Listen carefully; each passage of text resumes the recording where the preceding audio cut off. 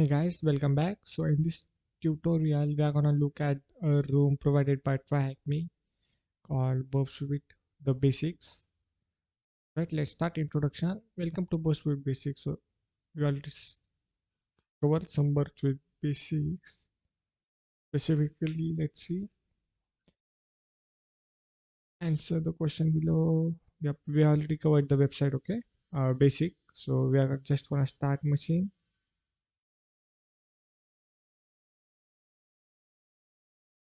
Alright, let the machine get started. So let's start with what is Burp Suite. Put simply, Burp Suite is a framework written in JavaScript, aims to provide a one-stop shop for web application penetration testing. In many ways, this goal is achieved as Burp is a very much the industry standard tool for hands-on web app security assessments. Burp Suite is also very commonly used when assessing mobile application as the same feature which makes it so attractive for web application testing. Translate almost perfectly into testing the API's application programming interface, powering most mobile apps.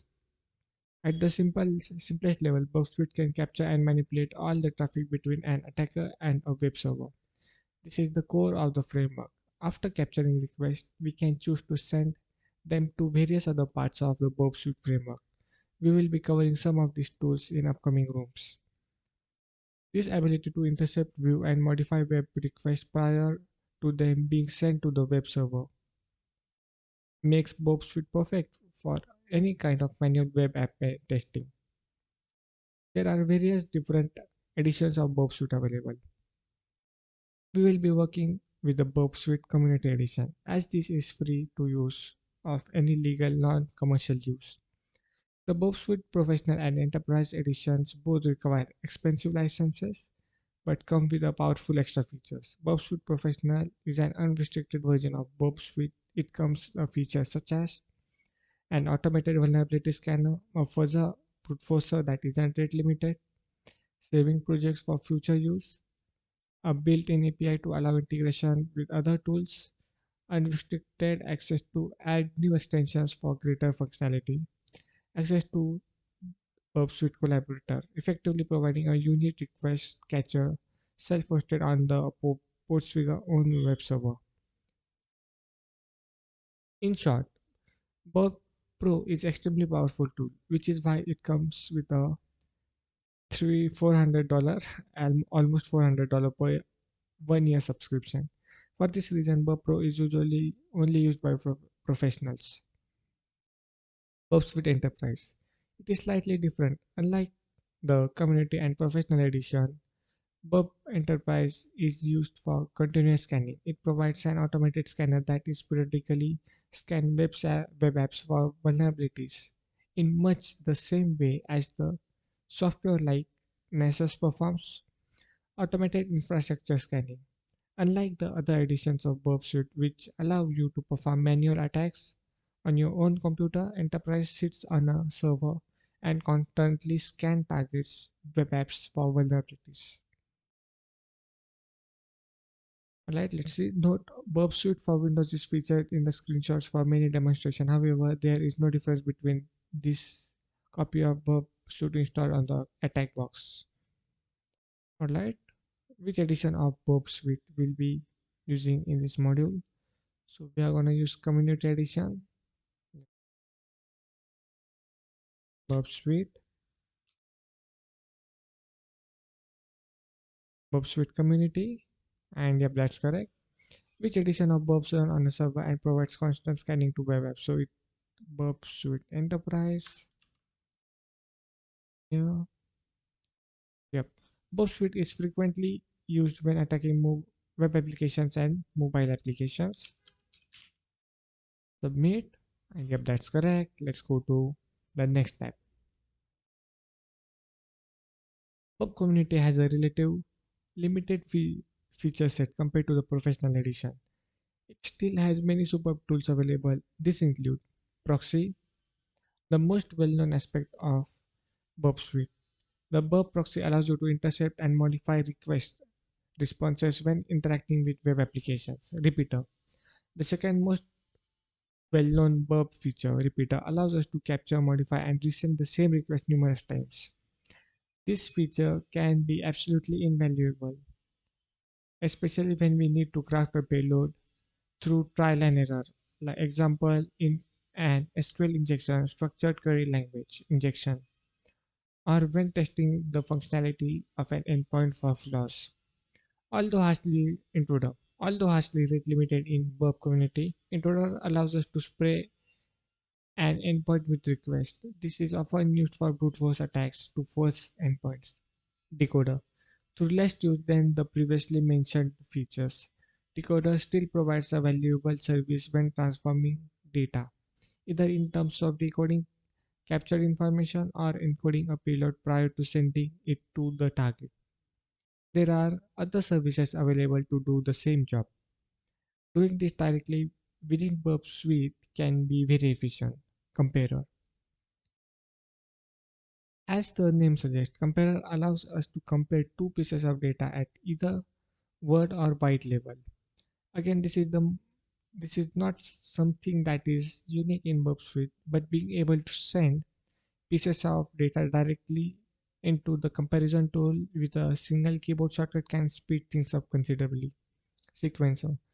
We can use sequencer when accessing randomness of tokens such as session cookie, values, or other supposedly randomly generated data. If the algorithm is not generating secure random values, then this could open up some devastating avenue for attacks. In addition to the myriad of the inbuilt features, the Java code base also makes it very easy to write extensions to add to the functionality of the Burp framework. This can be written in Java, Python using the Jathan interpreter, or Ruby using the JRuby interpreter.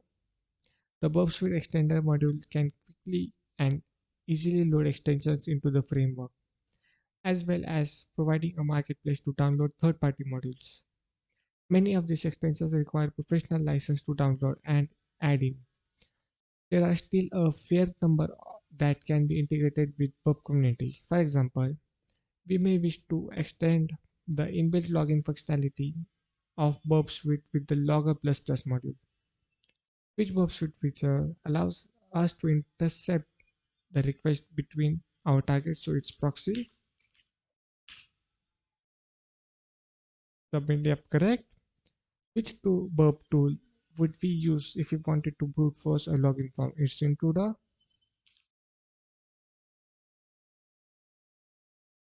And that's correct. Okay, installation. So we already have installed, so we'll mark as completed. We already come with the pre-installed one. So the dashboard. When we open Burp Suite and have accepted the terms and conditions, we are met with a window asking us to select the project type. This window doesn't give us many options in Burp community. Burp Pro would allow us to save our work to the disk or load a previously saved project at this point. All we can do here is click next. However, the next window allows us to choose a configuration for Burp Suite. Leaving this at the default is the perfect for most situations. Click on Start Burp. So we have already seen this. We might skip this ahead. Just mark it as completed. Let's see. We have already seen this. Mark this as completed too. And let's see. Yep, we need to look at this. Before we start learning about Burp Proxy, let's take a look at the options available for configuring Burp Suite. Global settings can be found in the User Option tab along with tab menu bar. Project specific settings can be found in the Project Options bar tab. The options provided in the User Options tab will apply every time you open Burp Suite. In contrast, the project options will only apply to the current project. Given that we can't save projects in Burp community, this means that our project options will reset every time we close Burp. There are far too many options to cover them all. So let's just look at the available categories and highlights a few of the more few important settings. We will start with user options tab. Alright, these settings apply globally.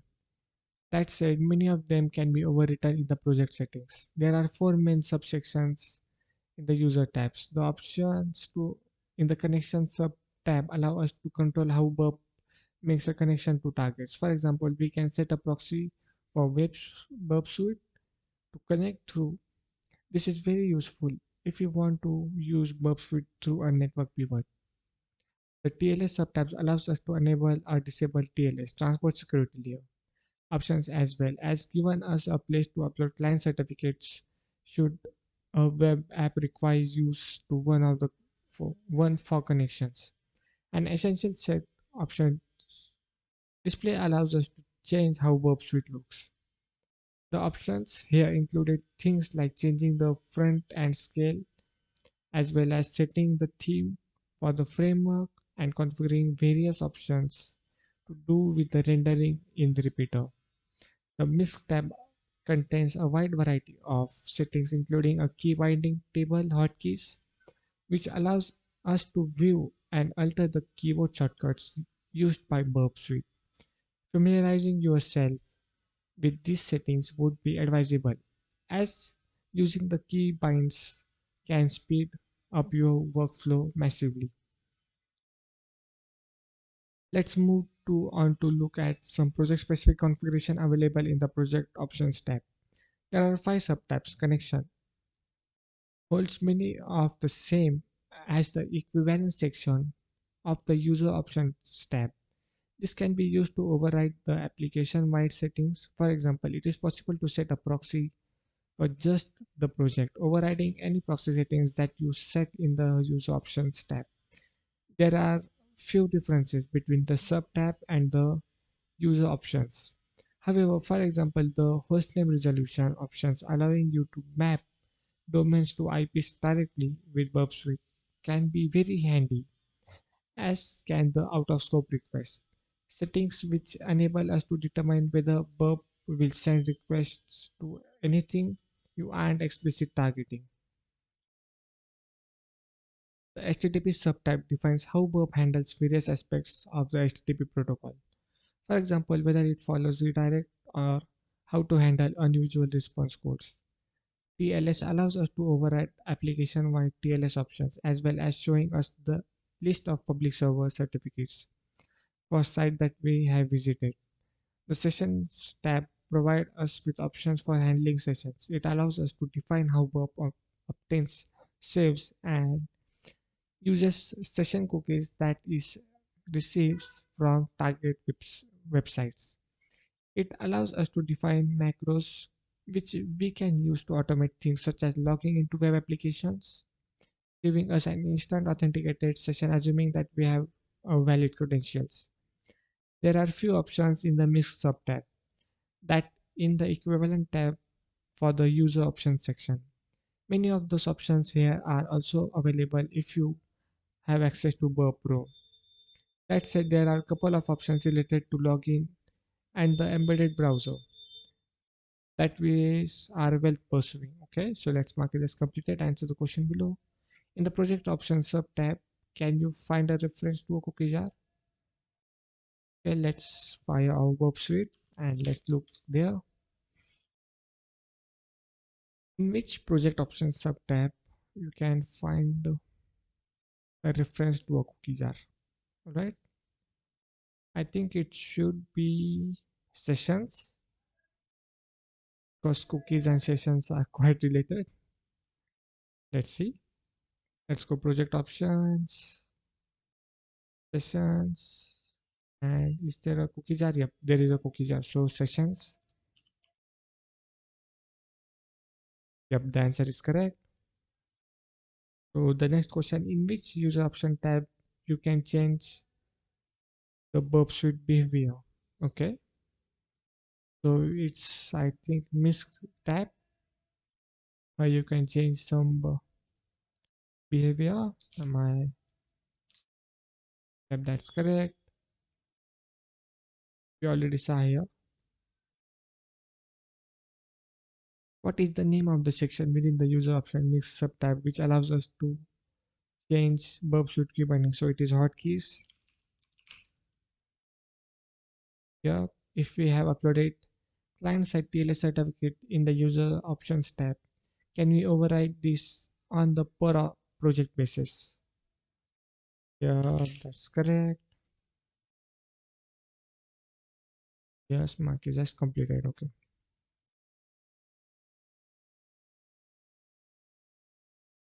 Introducing to the Burp proxy. The Burp proxy is the most fundamental of the tool available in Burp Suite. It allows us to capture request and response between ourselves and our targets. This can then be manipulated or sent to other tools for further processing before being allowed to continue to their destination. For example, if you make a request to tryhackme.com through a Burp proxy, or request will be captured and won't be allowed to continue to the tryhackme servers until we explicitly allow it through. We can choose to do the same with the response from the server. Although there isn't actively by default, this ability to intercept request ultimately means that we can take completely take over our web traffic, an invaluable ability when it comes to testing web applications. There are few configurations we need to make before we can use the proxy, but let's start by looking at the interface. When we first open the proxy tab, Burp gives us a bunch of useful information and background reading. This information is well worth reading, though however the real magic happens when you capture the request. With the proxy active, a request was made to the TryHackMe website. At this point, the browser making the request will hang, and the request will appear in the proxy tab, giving us the view shown in the screenshot above. You can then choose to forward or drop the request. We can also do various other things here, such as sending the request to one of the other Burp modules, copying it as a curl command, saving it to a file, and many other. When we have finished working with the proxy, we can click on intercept is on button to disable the intercept when we allow request to pass through the proxy without being stopped. So I think we already saw this in previous video, HTTP history, and yep, we already saw this. Let's try to answer below if we can. Which button would we choose to send an intercepted request to the Burp Suite proxy? It's forward, and yep, that's correct. Assume you are using Windows or Linux. Swap control with CMD. Okay. What is the default key bind for this? To forward this request, it's Control F, so CTRL plus F. That's correct. Yep, we want to already downloaded this tool, Foxy Proxy. Downloaded the certificate and connected it. The option in the drop down menu, okay? Read through the options in the right click menu. Okay, this is proxy. Okay, let's get the request here. One request.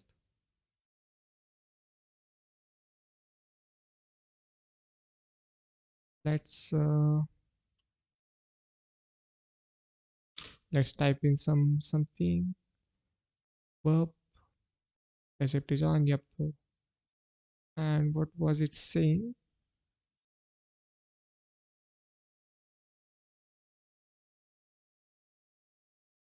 Read through the options in the right click menu. There is a particular useful option that allows you to intercept and modify the response to your request. Okay. I think there it is. Response. Do intercept response to this request. Okay. So the option is response to the request.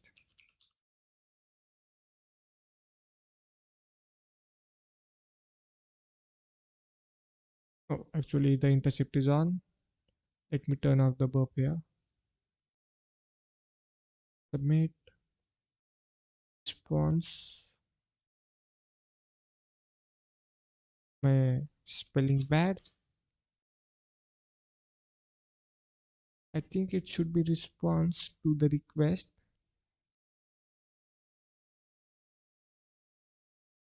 Okay. What am I missing here?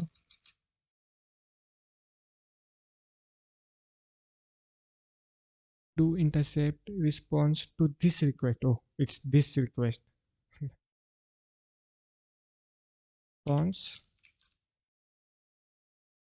this request. Yep, that's correct. Yep, I think we already installed the certificate in the previous video. So mark this as completed. Burp Suite browser, we don't need it. Mark this as completed too. And I think we now need to connect to our OpenVPN. So go to the downloads where you saved your configuration. OpenVPN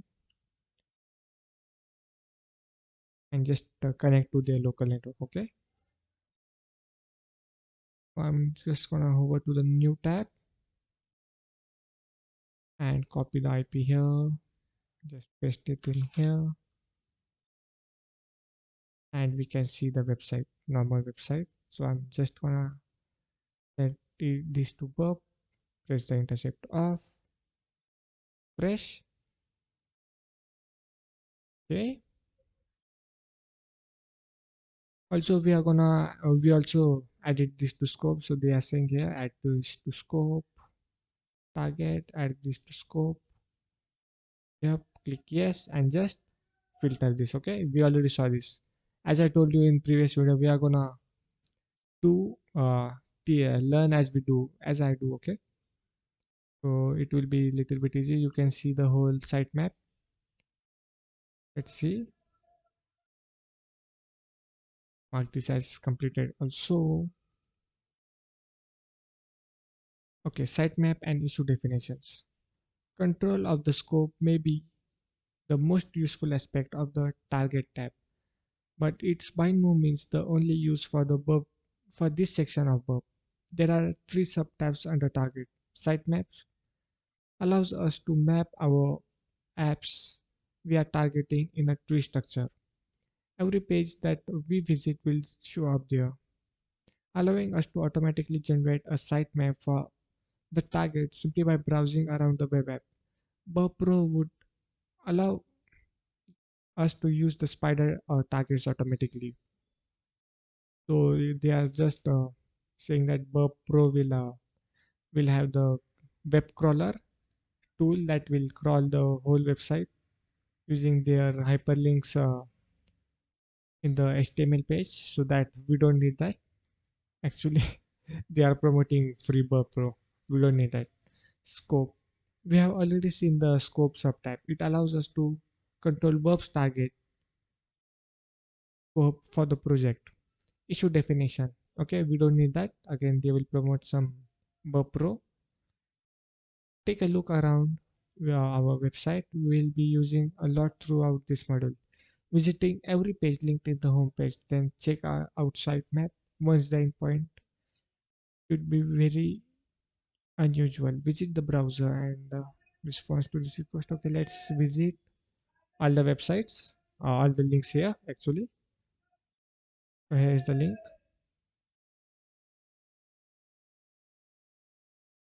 Oh, burp is on again. Proxy.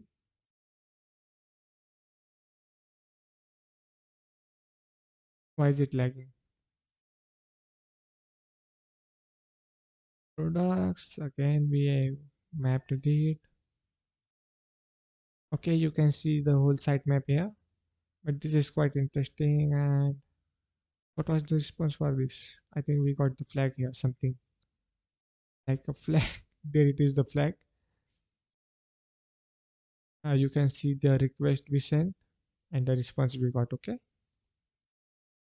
copy this here now and paste it in here. All right, correct. And what is the typical severity of a vulnerable JavaScript dependency? So it's low. Yep, that's correct. So let's, if we look here, two definitions, and if we try to find JavaScript dependency,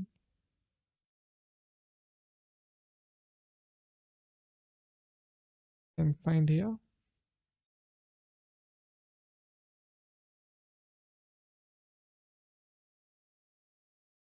JavaScript injection. I think we don't have. Let's type in here low JavaScript dependency. Yep, I think it's not there, but you can Google it and get the right answer. Okay. So we are gonna also see this. I think this is showing how to do XSS on the web server. So we are gonna look at cross XSS is cross-site scripting. We are gonna look this in our vulnerability section. Okay. So if you want to do this, you can do it, but we are gonna look this in your vulnerability section as we go through a particular vulnerability. Right, that's all for the Burp Suite, the basics walkthrough. Make sure to terminate the machine. So in the next module, we are gonna start with, I think I should start with file upload, because you know everyone starts hacking by file upload. I mean, let's discuss that in the file upload module. Okay. So that's all for this video. I hope you enjoyed. Be safe. Bye.